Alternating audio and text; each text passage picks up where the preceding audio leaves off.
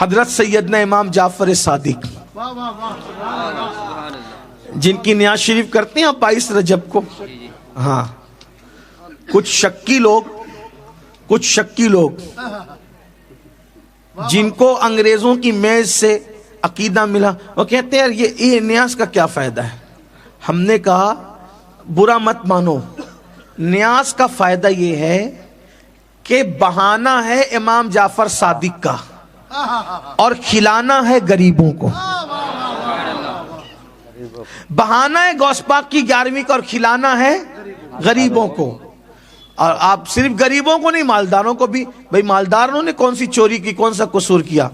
غریب کو کھلانے پہ بھی ثواب، مالدار کو کھلانے پہ بھی ثواب، لیکن غریب کو کھلانے پر زیادہ ثواب. کیوں؟ اس لیے کہ اس کو پسند کی غذا ملتی نہیں. اچھا کچھ لوگ اس پر بھی ٹپنی کرتے ہیں، بولتے ہیں چلیں ٹھیک ہے پھر وہ پوریاں ہی کیوں بنے. ہنسنے کی بات نہیں، وہ پوریاں ہی کیوں بنے؟ کیوں بناتے اس دن پوریاں؟ حلوہ ہی کیوں بنے؟ کھیر ہی کیوں بنے؟ ہلو دوست، کیسے؟ امید کرتے ہیں بڑھیا ہوں گے، مست ہوں گے، سوستھ ہوں گے اور زبردست ہوں گے. تو یہ ویڈیو آپ دیکھ رہے ہیں تو لائک کریں، شیئر کریں، اس چینل کو سبسکرائب کریں، بیل آئیکن کو دبانا نہ بھولیں تاکہ ایسی ویڈیو آپ کے پاس آتی رہے گی. حالانکہ حلوہ پوری کھیر میرا عنوان نہیں ہوتا ہے تقریر کا، لیکن میں صرف آپ کو بتا رہا ہوں حکمت کیا ہے. کسی کا مذاق بھی نہیں اڑانا. بات سمجھ میں آئے تو قبول کرنا، نہیں سمجھ میں آئے تو یہی چھوڑ کے چلے جاؤ. میں کون سا آپ کے ساتھ سودا بازی کرنے آیا ہوں؟ اچھی لگے تو لے جاؤ، نہیں اچھی لگے تو چھوڑ جاؤ. پوریاں ہی کیوں بھائی؟ 22ویں پر پوریاں ہی کیوں؟ شب برات پہ حلوہ ہی کیوں؟ میلاد النبی پر کھیر ہی کیوں؟ غوث پاک کے موقع پہ بریانی پلاؤ ہی کیوں؟ میں کہتا ہوں، آپ سے پوچھتا ہوں، مجھے سچ بتانا کتنے ایسے گھر ہیں جہاں پورے سال میں کبھی پوری بنتی بھی نہیں؟ کتنے گھر ہیں نہیں بنتی؟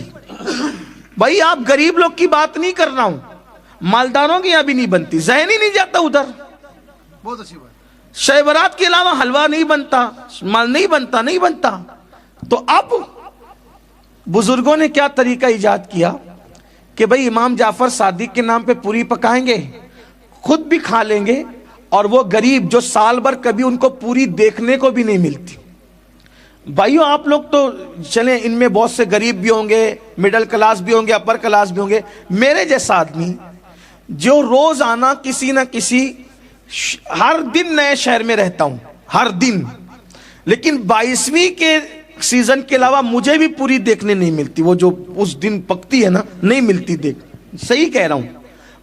کئی مہینے ہو جاتے ہیں، عاشورہ کا جو کھچڑا بنتا ہے وہ اور دنوں میں دیکھنے نہیں ملتا ہے نا. ایسا ہی ہے، ایسا ہی ہے. تو یہ اس میں کیا حکمت ہے؟ تو بزرگوں نے ولیوں کے نام کے بہانے یہ کیا کہ ہم مخصوص کر دیں پوری، تو بہانہ جعفر صادق پاک کا ہوگا، لیکن رسول اللہ کے غریب امتی اس دن پوری کھا لیں گے. یہ ہے کھلانے کا مقصد. اور یہ ہے کہاں سے؟ قرآن سے ثابت ہے کھلانا. اللہ پاک قرآن میں ارشاد فرماتا ہے، بیک گراؤنڈ آیت کا یہ ہے کہ اللہ جب جنتیوں کو جنت میں ڈالے گا اور جہنمیوں کو جہنم میں ڈالے گا تو جنتی اور جہنمیوں کی اللہ بات کرائے گا. تو جنتی لوگ جہنمیوں سے پوچھیں گے ما سلککم فی سقر.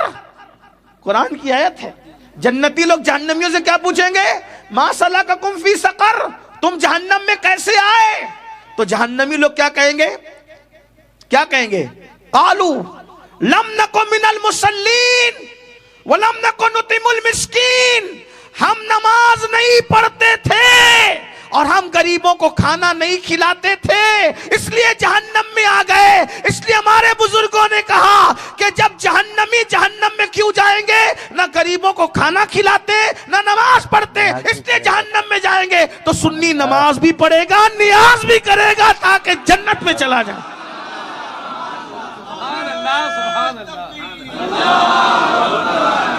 کچھ لوگ یہاں گالی دیتے ہیں کہ وہ اگر آپ امام جعفر صادق کی نیاز کرو گے تو وہ فلاں لوگوں سے مشابہت ہو جائے گی.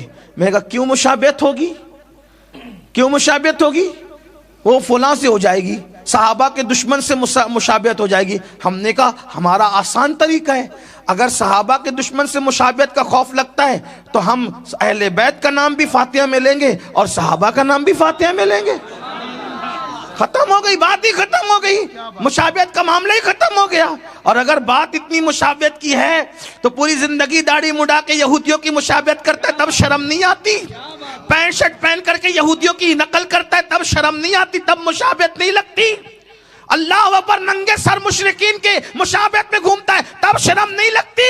تجھے ساری مشابہت جعفر صادق کی نیاز کے وقت ہی آتی ہے، تجھے ساری مشابہت مولا علی کی ولادت کے وقت ہی نظر آتی ہے، ساری مشابہت عظمت آل البیت کے وقت نظر آتی ہے، ساری مشابہت اولیاء اللہ کے وقت نظر آتی ہے، ساری مشابہت صحابہ کرام کی عظمت کے وقت نظر آتی ہے، ساری مشابہت رسول اللہ کی میلاد النبی کے وقت نظر آتی ہے. اور شرم کرو شرم، نبی کا کلمہ پڑھ کے اور تم پر میرے آقا کی عنایت نہ سہی. کلمہ پڑھانے کا بھی احسان گیا. اللہ کے بندوں کوئی مشابہت نہیں ہے. پھر کہتے ہیں اچھا ٹھیک ہے تو پھر 22 کو مت کرو، فلاں دن کرو. کس دن کریں ہمارا اختیار ہے، کس دن کریں ہمارا اختیار ہے. اس لیے کہ نظر کے لیے کوئی دن نہیں ہوتا، کوئی ٹائم نہیں ہوتا، کوئی وقت نہیں ہوتا. ہم جب چاہیں گے تب تب کرتے رہیں گے.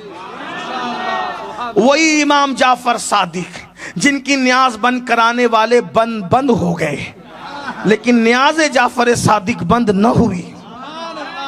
یہ امام جعفر صادق غوث پاک سے پہلے غوث ہوئے، انہی کی بات ہے. بس وہ بات پوری کر دوں، جنت بات. امام جعفر صادق رضی اللہ تعالیٰ کا ایک پڑوسی تھا، تو آپ نے اس پڑوسی سے کہا یہ گھر بیچو گے؟ اچھا، حضرت مالک بن دینار نے تو گھر کس کے لیے لیا، رقم کس کے لیے لیا؟ غریبوں کے لیے. یہ نبی کا بیٹا ہے، پھر یہاں اختیار کچھ بڑے ہوتے ہیں. یہاں اختیار، ہاں نبی کا شہزادہ ہے نا اختیار. آپ کو گھر پسند آ گیا، پڑوسی سے کہا کہ اس کو بیچ دو. ارے حضرت کتنے میں؟ حضرت نے فرمایا تجھے جنت دوں گا. اس پہ میں نہیں بولوں گا سنیوں کو کہ بولو سبحان اللہ. ہاں، اگر امام جعفر صادق کی اتنی بڑی بات پر بھی کوئی سبحان اللہ نہیں بولے تو پھر مجھے اس پر افسوس کے ساتھ. اللہ اکبر. یا تو آپ پر سردی کا اثر آ گیا ہے یا تو پھر کسی اور کا اثر آ گیا ہے. امام جعفر صادق پاک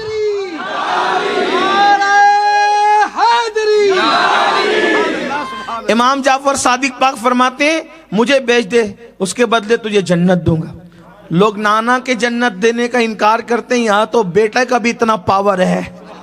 آل رسول کا فرماتے ہیں جنت دوں گا تجھے، اس کے بعد مجھے تجھے اپنا گھر دے میں تجھے جنت دوں گا. کیوں؟ اس لیے کہ باپ کا مال تو اولاد ہی کا ہوتا ہے نا. باپ کا مال کس کا ہوتا ہے؟ اولاد کا ہوتا ہے نا. جد کا مال کس کا ہوتا ہے؟ اولاد کا ہوتا ہے نا. جہاں بانی عطا کر دیں، بڑی جنت ہبا کر دیں، نبی مختار کل ہیں جس کو جو چاہیں عطا کر دیں. سب تو نبی کا ہے کائنات میں. وہی جب سب نبی کا ہے تو جعفر صادق بھی تو اولاد نبی ہیں. کیا اختیار ہے، اللہ اکبر. کیا فرمایا؟ جنت دیں گے. اچھا جنت دیں گے، ٹھیک ہے. وہ خوش عقیدہ تھا، وہ تھا کہا ٹھیک ہے یہ لے لیجئے ہمارا گھر اور لکھ دیا جنت. جعفر صادق، امام جعفر صادق کی ضمانت پہ جنت. اب وہ جنت جب وہ کا کاغذ لے لیا. ایک بات آپ کو کہوں، آپ گھر جا کے شاید یہ سوچیں گے بھی کہ یار یہ کیا بات ہوئی، اس لیے کہ یہ باتیں سب کو ہضم نہیں ہوتی. اگر آپ تھک نہیں گئے تو میں صرف آپ کو بتانے کے لیے ایک بات کہوں. ایک بار دیکھو، سب بات ہوتی ہے عقیدت اور یقین کی، ہے نا.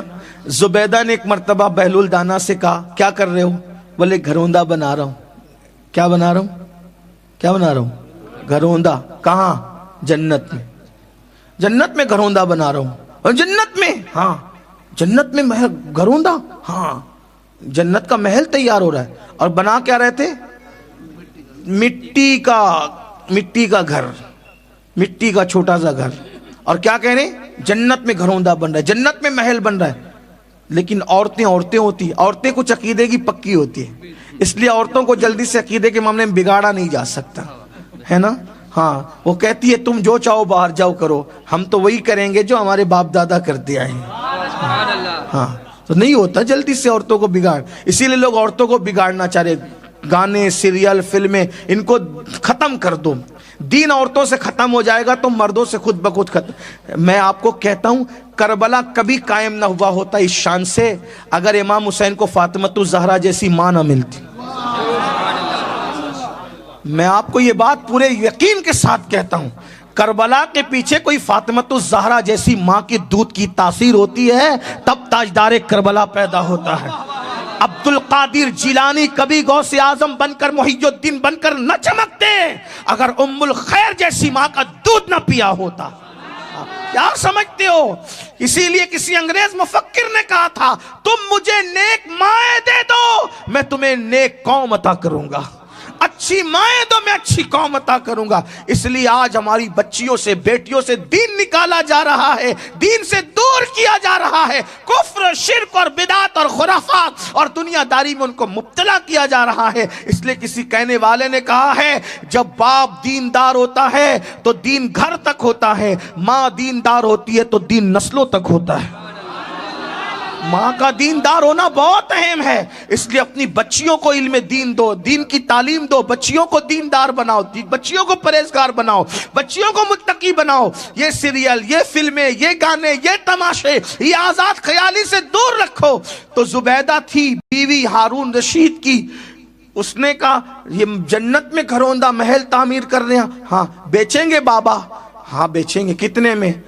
کہ 2 دینار دے دو. اس میں اتنا سستے. اس نے، اس بادشاہ کی بیوی تھی، کیا مشکل تھا، نکالا دے دیا.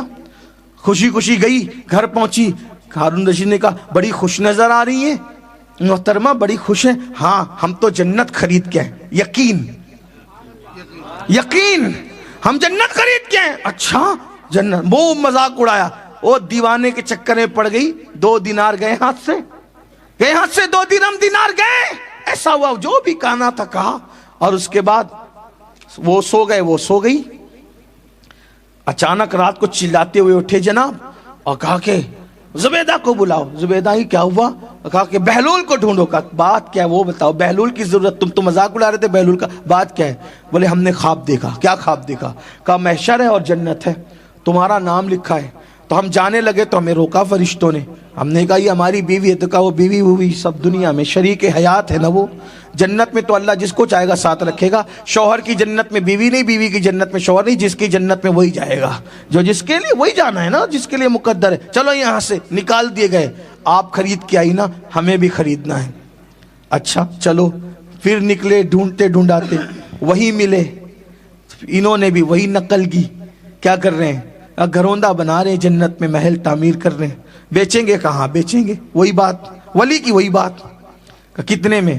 پوری سلطنت دے دو، گھروندہ لے لو جنت کے. واہ بھائی اتنا مہنگا. ان کو تو 2 میں دیا، 2 سکوں میں دے دیا، اور ہمیں پوری سلطنت. مسکرا کے کہا اس نے بن دیکھے یقین سے خریدا تھا. اس نے بن دیکھے یقین سے خریدا تھا. تو خواب دیکھ کے آ رہا ہے تو پھر قیمت بھی تبدیل ہو گئی ہے. یقین پیدا کرو، یقین. میرے مرشد اجازت حضور شیخ الاسلام والمسلمین فرماتے ہیں یقین والے کہاں سے چلے کہاں پہنچے، جو اہل شک ہیں اگر میں مگر میں رہتے ہیں. یقین پیدا کرو گے تو پھر ہریالی ہریالی، بہاریں ہی بہاریں ہیں.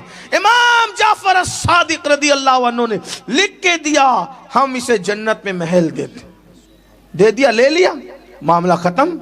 اس کے بعد حضرت چلے گئے حج کو. امام جعفر صادق پاک چلے گئے حج کو. واپس آئے اور پتہ چلا اس کا انتقال ہو گیا. اب انتقال ہوا تو بچے ایسے عقیدت والے نہیں تھے. بچوں نے کہا حضرت وہ گھر ہمارا ہے، ابا کا انتقال ہو گیا. فرمایا ہم تو اس سے خرید چکے. کہا کتنے میں خریدا تھا؟ کہا جنت دی تھی اور جنت کا محل دے کر کے خریدا تھا. کہا یہ کون سا سودا ہوا؟ کسے پتا بھائی جو وہ جنت ملی نہیں ملی. اور فرمایا وہ پرچہ کہاں ہے؟ وہ پرچہ کہاں ہے جو میں نے دیا تھا؟ کہا اس نے تو کہا تھا کہ میرے کفن میں رکھ دینا. ہم رکھ دیے، اب ہمیں نہیں پتا، ہم نہیں دیں گے. امام پاک نے فرمایا چلو. جب وہاں پہنچے تو وہ پرچہ قبر پہ پڑا ہوا تھا. ایک طرف جعفر صادق پاک کی تحریر، ہم نے اسے جنت دی. دوسری طرف خط نور سے لکھا، ہم نے جعفر صادق کا وعدہ پورا کر دیا. یہ ہے اللہ والوں کی شان. اس لیے اللہ والوں سے جڑے رہو. سارا معاملہ یقین کا ہے، یؤمنون بالغیب کا ہے. کنتو پرنتو کرو گے تو لٹکے رہ جاؤ گے. اگر یقین پیدا کرو گے انشاءاللہ تو یہاں بھی کامیابی ہے، وہاں بھی کامیابی. اللہ پاک سب سے پہلے مجھے اور آپ سب